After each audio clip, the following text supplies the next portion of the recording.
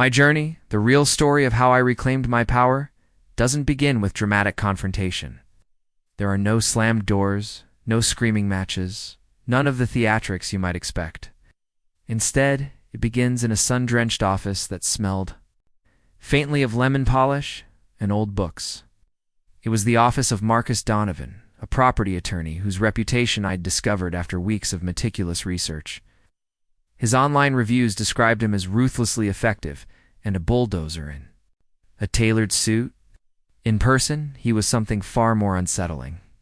Before we jump back in, tell us where you're tuning in from, and if this story touches you, make sure you're subscribed because tomorrow I've saved something extra special for you.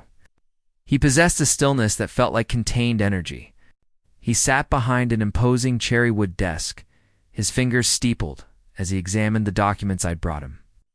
The only sound in the room was the gentle whirring of the ceiling fan and the occasional turning of a page. On his desk lay a single thick folder. My file contained the evidence of a decade of systematic exclusion, culminating in the documents I'd discovered just days before: property records, loan agreements, and a mortgage taken out in my name. For a house I had never claimed as my own, Marcus didn't rush to reassure me. He wasn't that kind of lawyer. He let the silence stretch between us, allowing the weight of my own story to settle back onto my shoulders. Finally, he closed the folder and looked directly at me, his eyes sharp and assessing.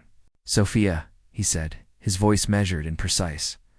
"Based on what you've shown me, this isn't just a family squabble or a series of thoughtless oversights. The documentation reveals a pattern of deliberate exclusion, followed by what appears to be clear-cut identity theft and mortgage fraud. The signatures on these loan documents aren't just forged, they're poorly forged. An expert would confirm that in minutes." He leaned forward slightly, his gaze never wavering. "This isn't something to be worked out over a family dinner. This is a criminal matter with serious legal implications."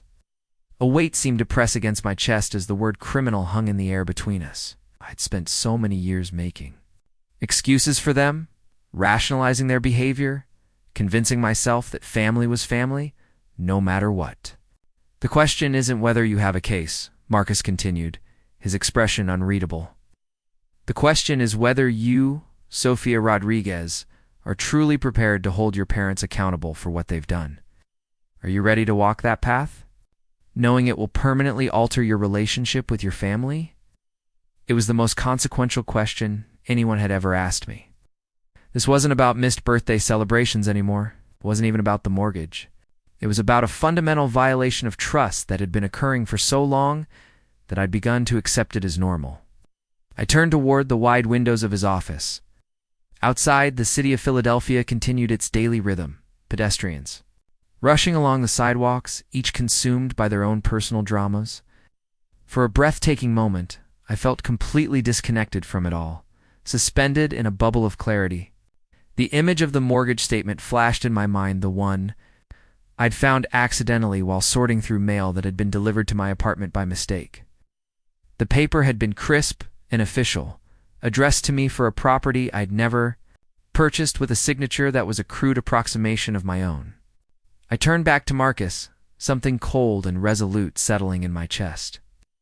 The fog of guilt and obligation that had clouded my judgment for years seemed to burn away in that moment of stark clarity. I saw the pattern for what it was, not a series of innocent oversights, but a systematic exploitation of my good nature and financial stability. "Do what needs to be done," I said, my voice steady and determined, a tone I barely recognized as my own. To understand how a woman ends up in a lawyer's office ready to declare war on her own family, you need to understand that the final betrayal is never the first. It's merely the one that forces you to see all the others that came before it. Have to go back 10 years. To a June day that should have been special but instead became the first in a pattern of deliberate erasures. I was 24, freshly graduated from my master's program in architectural design, and I'd just landed my first real job at a prestigious firm in Philadelphia. I was proud, excited, and looking forward to celebrating my birthday with the people who were supposed to care most about my achievements. I sat in my tiny studio apartment that evening, a bottle of champagne chilling in the fridge, a gift to myself, waiting for the calls that never came. Not from my mother Elaine, not from my father Victor, not from my younger sister Mia. The silence from my phone was deafening. Around midnight, I finally called my mother. Her voice was bright and casual when she answered. "Sophia, honey, is everything okay? It's so late for you to be calling?" The concern in her voice sounded genuine, which only confused me more. "I'm fine, Mom. Today was my birthday. I thought maybe you'd call." There was a pause, then a gasp that sounded rehearsed even to my inexperienced ears. Oh my goodness, it completely slipped my mind. We've been so busy with Mia's dance recital preparations. You know how these competitions are? They take over everything. "I'm so sorry, sweetie. We'll make it up to you this weekend, I promise." I swallowed my disappointment. "It's okay, Mom, I understand." "How did Mia's rehearsal go?" And just like that, the conversation shifted entirely to my sister, her upcoming performance. Her costume, her chances of winning, my birthday, my new Jobma achievements, all forgotten in the whirlwind that was Mia's dance career. Preparing and narrating this story took us a lot of time. So if you are enjoying it, subscribe to our channel. It means a lot to us. Now back to the story. That weekend, there was no makeup celebration, just another excuse. Another something came up. Another promise to do it properly soon. Soon never came. The pattern continued the following year, and the year after. That sometimes the excuses were elaborate family emergencies, work crises, Mia's competitions. Other times they didn't bother with excuses at all, just acted surprised when I mentioned it afterward. As if my birth date was some obscure piece of trivia they couldn't reasonably be expected to remember. By year 5, I'd stopped reminding them. By year 7, I'd stopped expecting anything at all. I created new traditions for myself: a solo dinner at my favorite restaurant, a weekend trip somewhere I'd never been, small acts of self-care that helped ease the sting of being forgotten. Meanwhile, my career flourished. I moved from junior designer to project lead at my firm, with each promotion bringing more responsibility and a healthier salary. I bought my own apartment in a trendy area of the city, invested wisely, built a life I was proud of. Through it all, my family remained a peripheral presence there when they needed something, absent when I needed them. My relationship with them evolved into something transactional. I'd receive calls from my mother when Mia needed new dance equipment, from my father when their car needed repairs. I became the family fixer, the reliable one, the walking checkbook. I said yes because saying yes meant I mattered, if only for what I could provide. The moment that should have opened my eyes came during year 8 of the birthday amnesia streak. I'd just been promoted to associate director at my firma, significant achievement in an industry that didn't always recognize female talent. That evening, as I prepared to take myself out for my traditional solo birthday dinner, my phone rang. It was my mother. My heart leapt. Had they finally remembered? "Sophia, thank goodness you answered. We have a bit of a situation." The hope evaporated as quickly as it had formed. "What's going on, Mom?" I asked, already reaching for my purse, already mentally calculating how much this situation would cost me. "It's Mia's big showcase this weekend, the one where the scouts from the New York company will be watching. Her costume just tore during rehearsal. The seamstress can fix it, but she wants payment up front, and your father and I are a bit short. This month, with all the coaching fees." I closed my eyes, a familiar weariness settling over me. "How much, Mom?" "It's just $800. We'll pay you back next month, I promise." We both knew they wouldn't. They never did. "I'll transfer it right away," I said, reaching for my laptop. "You're an angel, Sophia. I don't know what we'd do without you. Mia's going to be so relieved." There was a pause, a moment where she could have asked about my day, my life, my birthday. Instead, "Oh, and Victor's car is making that noise again. He's wondering if you could recommend a mechanic who won't overcharge. You know how they try to take advantage." I provided a name, ended the call, and transferred the money. Then I sat on my couch, still dressed for my solo celebration. Finally asked myself the question I'd been avoiding. Why was I more valuable to them as an ATM than as a daughter? But old habits die hard, and the pattern continued. I kept answering. Their calls kept solving their problems. kept pretending that their appreciation, fleeting as it was enough. The 9th year of forgotten birthdays coincided with the purchase of my second property, a small rental home I'd bought as an end investment. I mentioned it casually during a rare family dinner, expecting perhaps a word of congratulation. "A second property," my father said, his eyebrows raising. "You must be doing very well for yourself." There was something in his tone, not pride but assessment, as if he were appraising the value of a newly discovered asset. "The firm is good to me," I said, suddenly uncomfortable under his calculating gaze. "You know," he continued, helping himself to more wine, "your mother and I have been thinking about doing some renovations on the house. Nothing major, just updating the kitchen, maybe adding a sunroom. Property values in our neighborhood are climbing." I nodded non-committally, redirecting the conversation to safer topics. But that look, that appraising, calculating look, stayed with me. The 10th year of forgotten birthdays should have been just another day of invisibility. But instead, it became the day everything changed. I had taken the day off work to visit a potential third investment property across town. On my way home, I stopped to check my mail and found an envelope that had been mistakenly delivered to my box. It was addressed to me, but at my parents' address, odd, since I hadn't lived there in over a decade. Even odder was that it came from Premier Mortgage Services. I opened it, assuming it was some kind of promotional material. What I found instead was a mortgage statement for my parents' house, the house I'd grown up in, with my name listed as the primary borrower. The loan amount was staggering, $450,000. My hands began to shake as I read further. According to this document, I had taken out a home equity line of credit on a property that wasn't mine, using my excellent credit score and income as qualification. Oh. The loan had been active for nearly 2 years. At the bottom of the statement was my signature, or rather what someone had clearly intended to be my signature. It wasn't even a good forgery. The loops were too round, the pressure too heavy. My real signature was quick and light, years of signing architectural plans having streamlined it to an efficient scrawl. Stapled to the statement was a late payment. Notice the account was 60 days past due. I stood in the lobby of my building, frozen in disbelief. This wasn't just a forgotten birthday or a one-time request for financial help. This was theft. This was fraud. This was a deliberate, calculated act of betrayal that could destroy my credit, my financial security, and potentially even my career. For a moment, I felt a wave of nausea so intense I had to lean against the wall. Then came the anger, white-hot and clarifying. In that moment, something fundamental shifted inside me. The dutiful daughter, the reliable fixer, the human ATM, she vanished, replaced by someone harder, clearer, and infinitely more determined. I drove home in a state of cold fury, the mortgage statement burning a hole in my bag.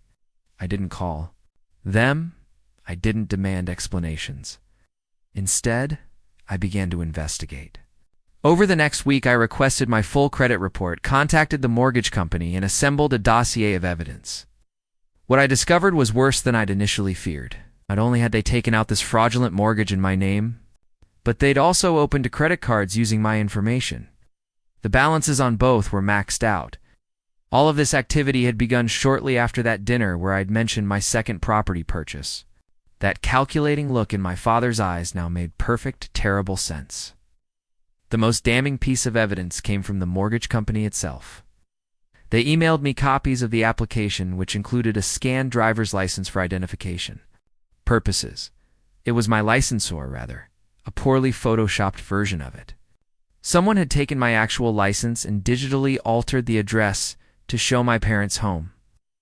The precision of the fraud suggested premeditation.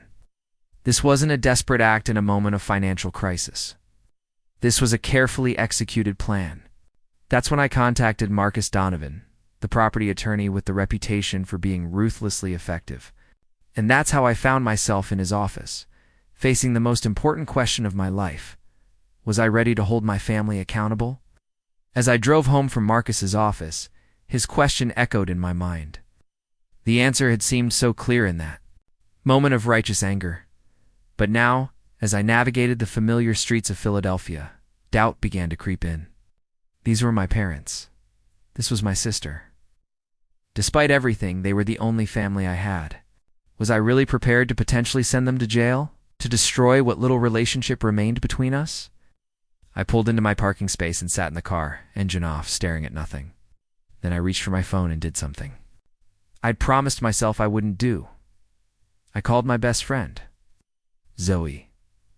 Zoe and I had been friends since college, and she'd witnessed the entire decade of birthday amnesia firsthand. She'd been the one who took me out for celebrations when my family forgot, the one who listened to my rationalizations, the one who gently suggested year after year that perhaps my family's behavior wasn't normal or acceptable. They did. "What?" she exclaimed after I explained the situation. The shock and outrage in her voice were validating in a way I hadn't realized I needed. "I know," I said, pressing my forehead against the steering wheel. "It's bad, Zoe. Really bad. Bad, Sophia. It's criminal. It's not just that they forgot your birthday for a decade, which was already awful enough. They stole your identity. They committed fraud. They could destroy your credit, your reputation, your whole financial future." "I know, but no buts," she cut in firmly. "I need you to listen to me carefully. I've watched you make excuses for them for years. I've watched you twist yourself into knots trying to earn their approval. I've watched you give and give and give while they take and take and take. And I've kept quiet because you weren't ready to hear it. But this crosses every line imaginable."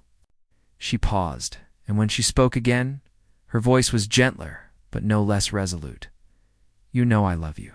Because I love you, I have to ask, if a stranger had done this to you, what would you do?" The question hit me like a physical blow. If a stranger had stolen my identity, forged my signature, and taken out loans in my name, I wouldn't hesitate. I'd report it to the police immediately. I'd do everything in my power to protect myself.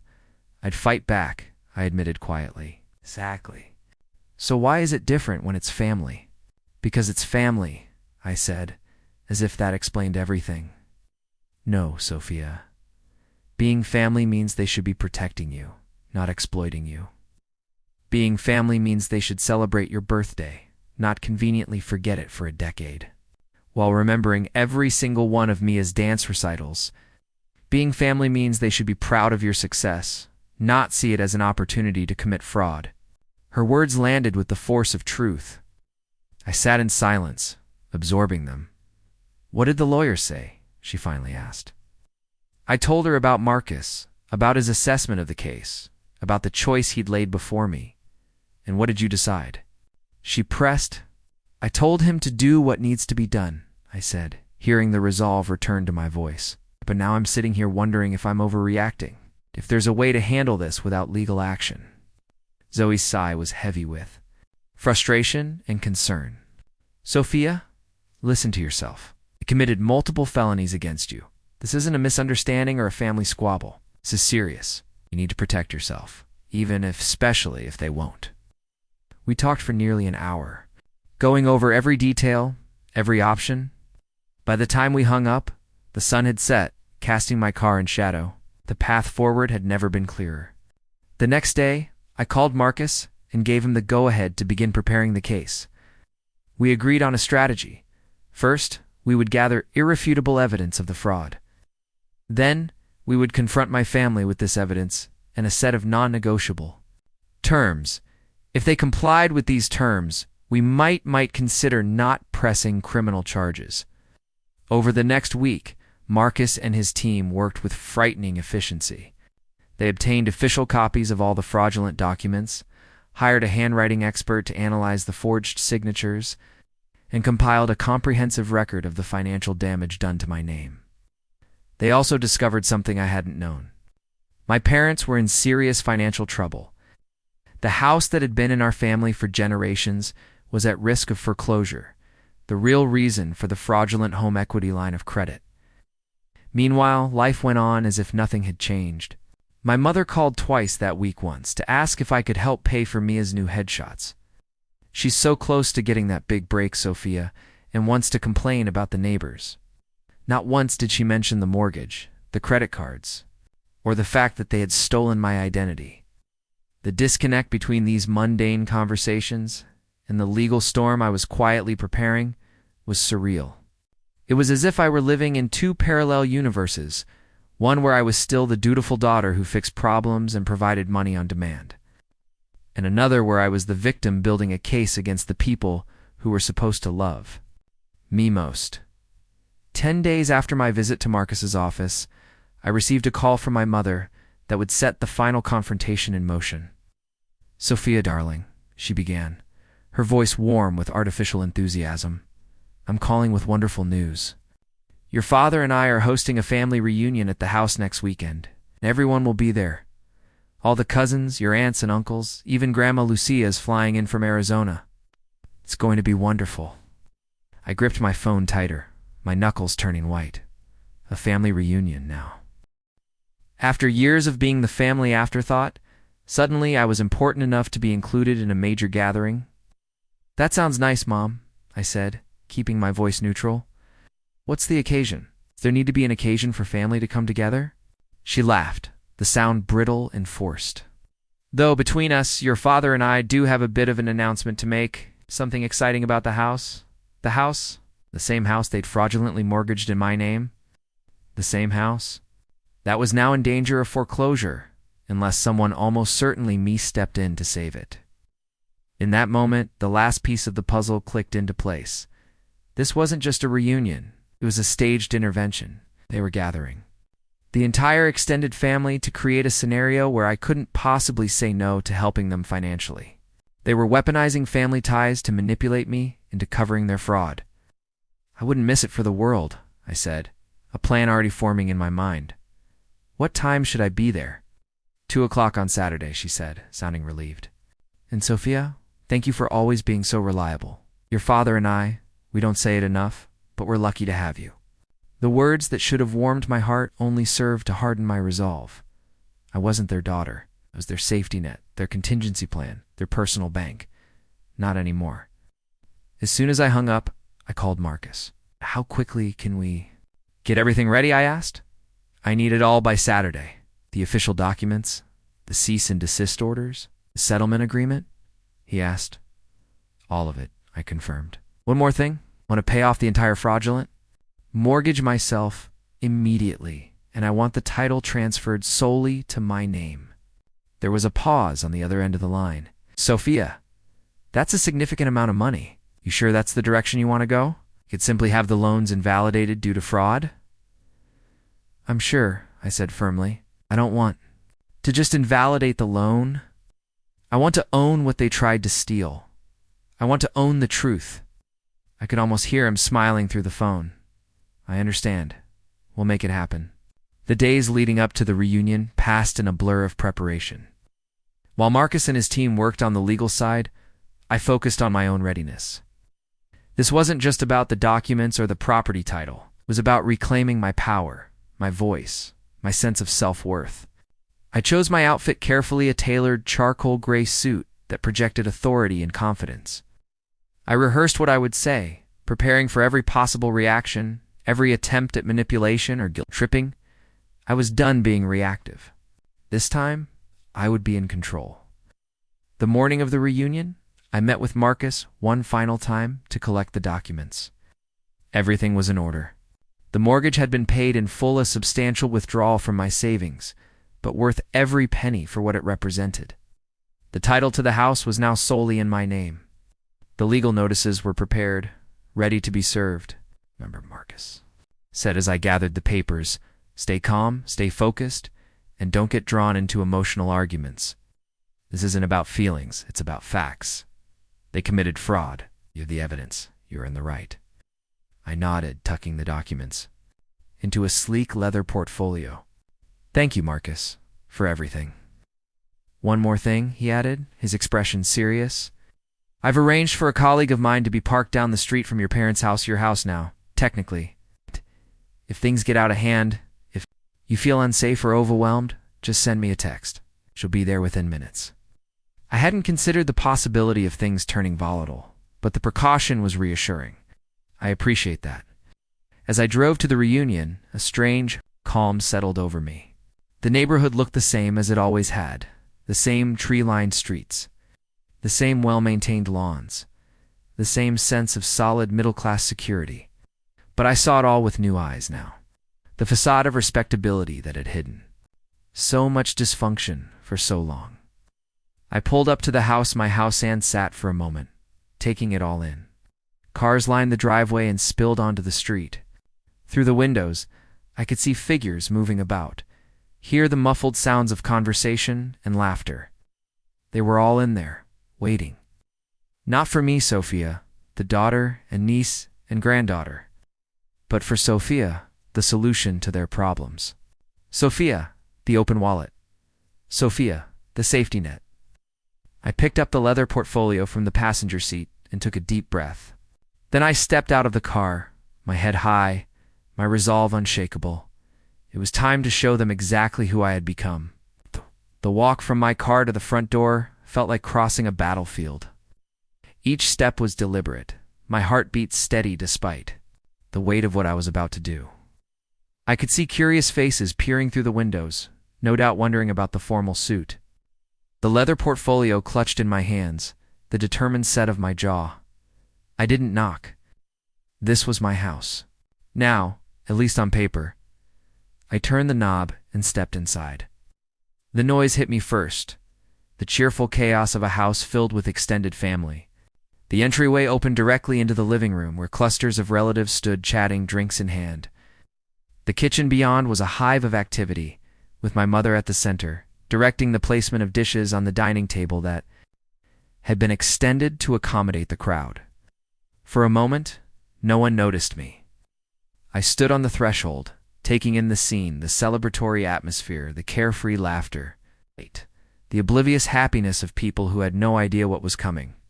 Then my cousin Alina spotted me. "Sophia's here," she called out, waving enthusiastically. A ripple effect moved through the gathering. Heads turned, conversations paused.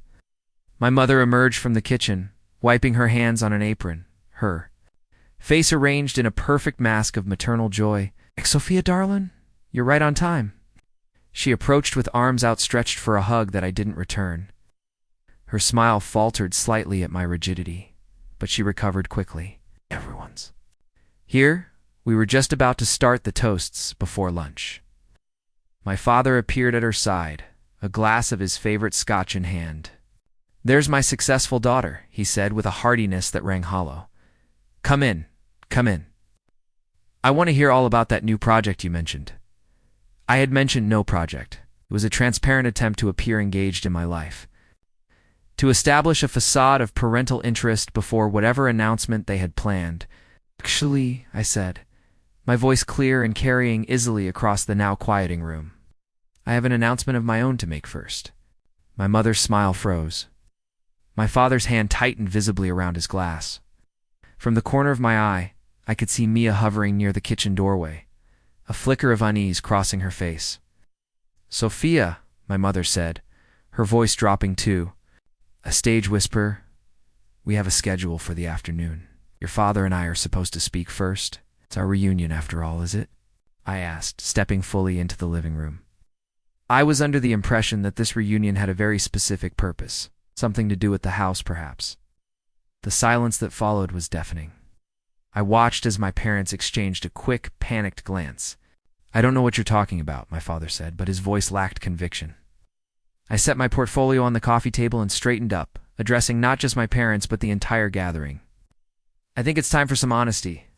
In this family, something that's been sorely lacking for a very long time." My Aunt Teresa, always the peacemaker, stepped forward with a nervous laugh.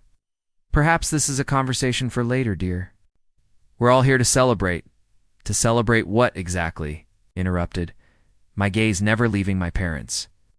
"The successful theft of my identity, the fraudulent mortgage taken out in my name, the maxed-out credit cards opened without my knowledge or consent. Which achievement are we toasting today?" The room erupted in confused murmurs. My mother's face drained of color. My father took an instinctive step backward, as if physically retreating from the truth. "Sophia, please," my mother hissed, "not in front of everyone." "Why not?" I countered, opening my portfolio and withdrawing the first document, a copy of the fraudulent mortgage statement. "You involved me without my consent. You made me an unwilling participant in your financial schemes. You didn't mind implicating me then? I held up the statement so everyone could see my name clearly printed at the top. For those of you who don't know, my parents have been in financial trouble for some time. Rather than addressing it honestly, they decided to use my good credit. My financial stability, the stability I built entirely on my own, to take out a massive loan against this house. I turned to face the wider family circle, many of whom were staring in shock. They forged my signature. They photoshopped my driver's license. They committed multiple felonies, all while continuing to treat me as nothing more than an inconvenient ATM. That's not true, my father exploded, his face flushing deep red. We were desperate. The Houseware family home was about to be taken. We needed a temporary solution until we could get back on our feet. A temporary solution? I repeated, pulling out the credit card statements. And these? The maxed out cards in my name? The late payments damaging my credit score? Is that also a temporary solution? My grandmother Lucia, a tiny woman with a spine of steel, pushed her way to the front of the crowd.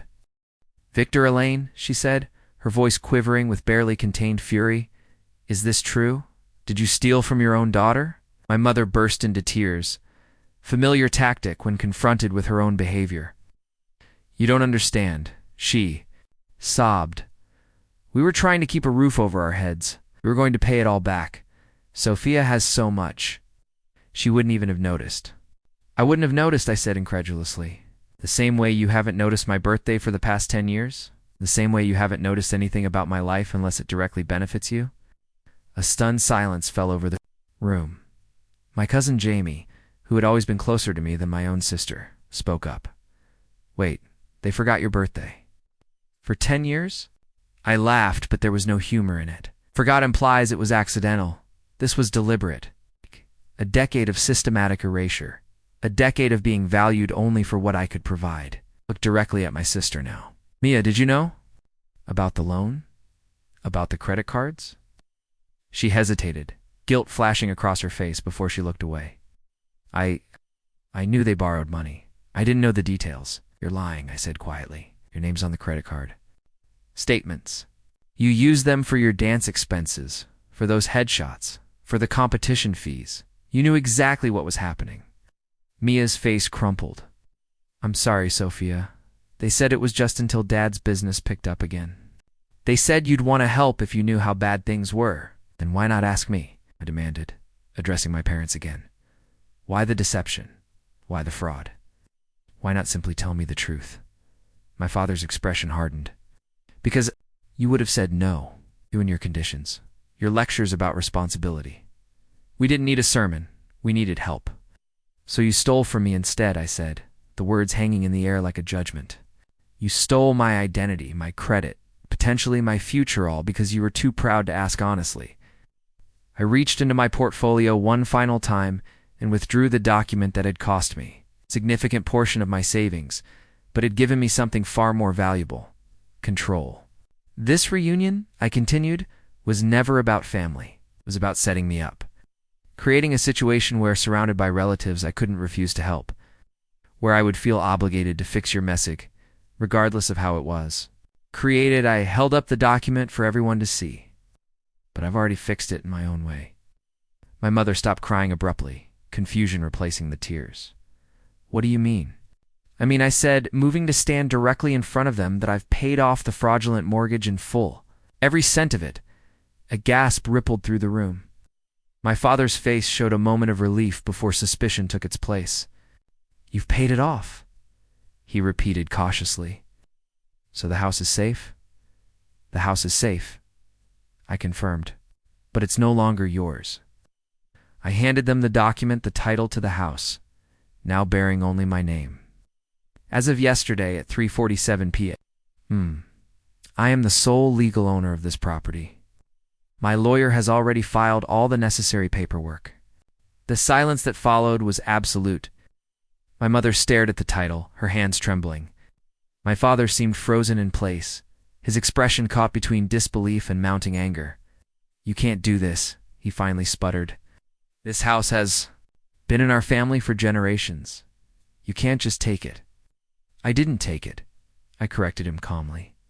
You gave it to me when you fraudulently put my name on the mortgage. I simply made it official.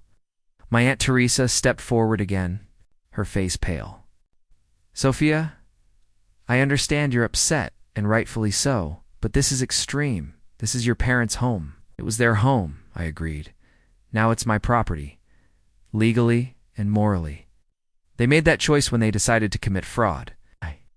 Mother found her voice again, anger replacing her theatrical tears. So that's it? You're throwing us out on the street? Your own parents? After everything we've done for you?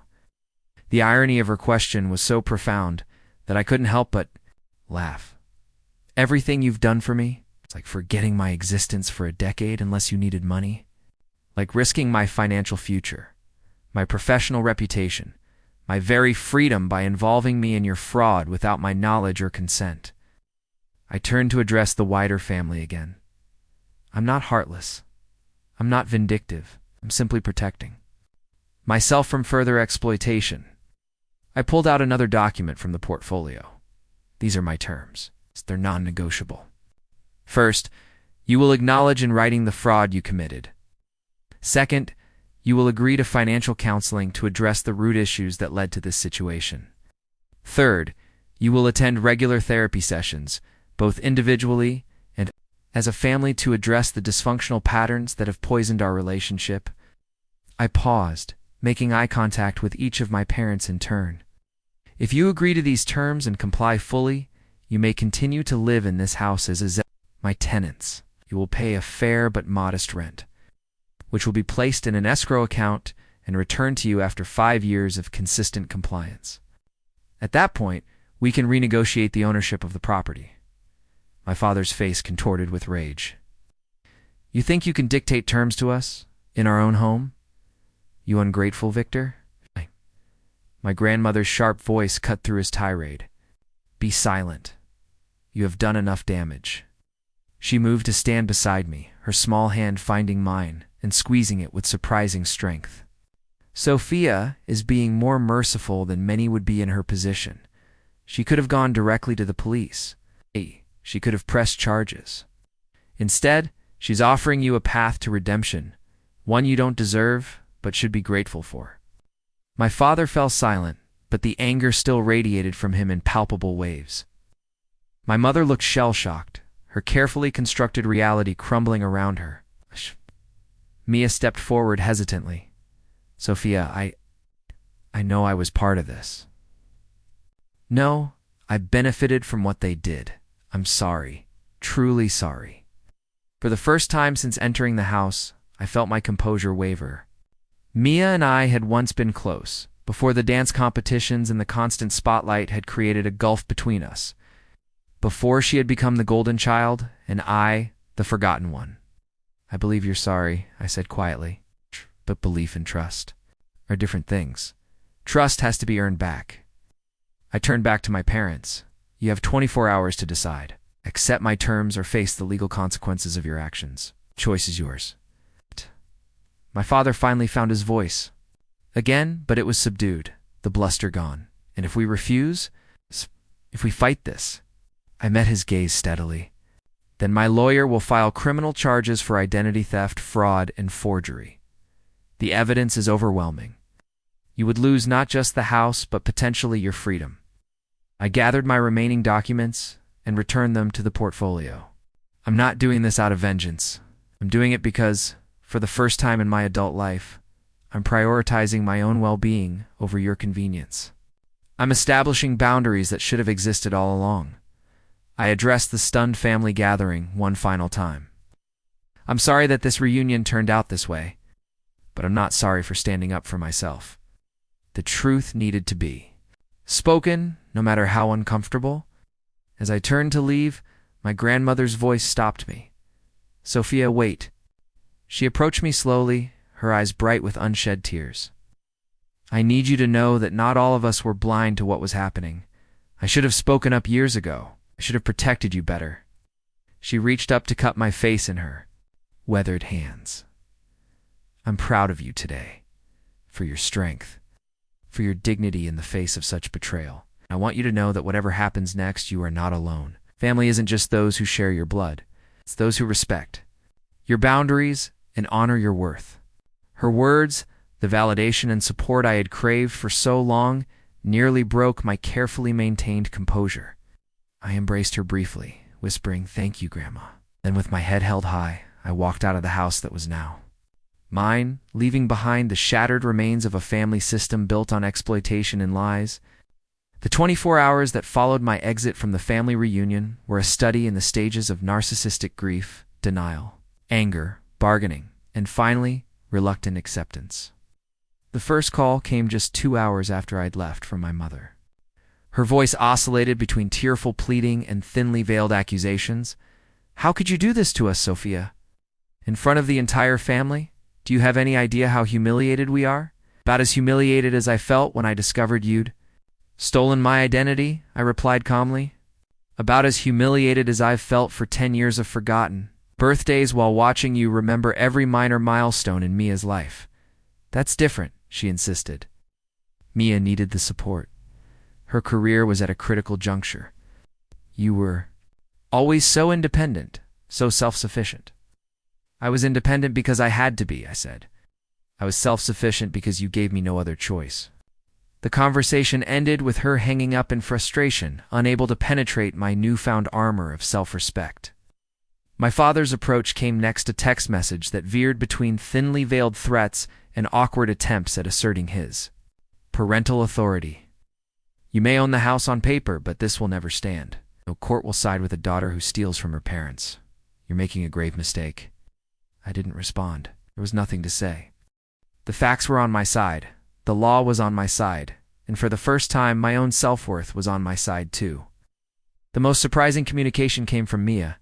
She showed up at my apartment late that evening, alone and visibly distressed. "Can we talk?" she asked when I opened the door. "Please." I hesitated, then stepped aside to let her in. My apartment was a reflection of who I'd become: elegant, organized, self-contained. Mia looked out of place among my carefully chosen furnishings, like a splash of vibrant color against a monochrome background. "I didn't know," she began, pacing nervously. "About the forgotten birthdays, I mean. I knew they focused more on my activities, but I assumed they celebrated your birthday when I wasn't around." "They didn't," I said simply. She stopped pacing and faced me directly. "I'm sorry, Sophia. I should have noticed. I should have remembered myself." Her apology seemed genuine, but years of conditioning had taught me to be wary. "Why are you here, Mia? Did they send you to soften me up?" She shook her head vehemently. "No, they don't even know I'm here. I came because—" She paused, struggling with her words. "Because I realized today that I don't really know my own sister, and that's my loss." Something in her voice, a raw vulnerability I rarely associated with my confident, spotlight-loving sister, gave me pause. "The loan," I said. "The credit cards." "No." "You really didn't understand what they were doing?" Mia sank onto my couch, suddenly looking much younger than her 30 years. "I knew they were using your name. They told me it was an arrangement you had, that you had agreed to help." "Oh." "I never questioned it because questioning things wasn't encouraged in our house. You know that." I did know. Questioning! The family dynamic, the golden child, and the forgotten one. The taker and the provider had always been met with deflection or outright hostility. "I believed them because it was easier," Mia continued, "because it meant I could keep dancing, keep pursuing my dream without worrying about the cost. I was selfish." I sat across from her, maintaining a physical distance that reflected my emotional caution. "And now that you know the truth," she met my gaze directly. "I want to make it right. Or try to, at least. I can't change the past 10 years, but I can change what happens next." I studied her, looking for signs of manipulation or insincerity. I found none. "I'm not asking for forgiveness," she added quickly. "I haven't earned that yet. I'm just asking for a chance to be the sister I should have been all along." The cynical part of Mia, part forged through years of disappointment and betrayal, wanted to dismiss her words as another performance, but there was something different about Mia tonight, a humility that had never been part of her repertoire before. "It won't be easy," I warned her, There's a lot of hurt to work through.